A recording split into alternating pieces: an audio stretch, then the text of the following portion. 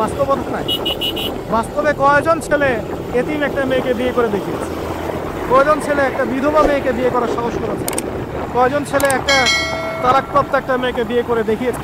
এবার দেখুন, শেষ করার আগে আমি এদিকে কয়েকটা পয়েন্টস বলে শেষ করছি। এখন আমরা বুঝতে পারলাম যে আল্লাহ পাক পুরো সৃষ্টি জগৎকে ভালোবাসেন। আল্লাহ পাক আমাকে ভালোবাসেন, আপনাকে ভালোবাসেন। ভালোবাসেন বলেই আজকে আপনি এখানে বসে আছেন।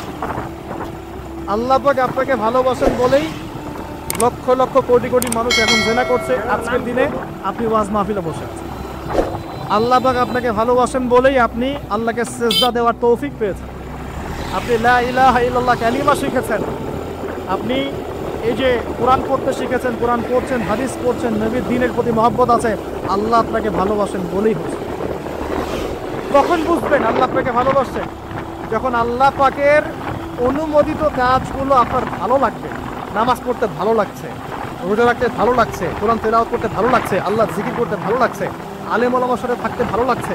ঠিক আছে, আল্লাহর হালাল কাজগুলো যখন ভালো লাগবে বেশি বেশি, বুঝবেন আল্লাহ আপনাকে নির্ঘাত মহব্বত করে। আর যখন আল্লাহ পাকের নিষেধগুলো, হারাম, মদ আমার ভালো লাগে না, জেনা ভালো লাগে না, আমার খারাপ জিনিস দেখতে ভালো লাগে না, খারাপ শুনতে ভালো লাগে না, বুঝবেন আল্লাহ আপনাকে ভালোবাসে।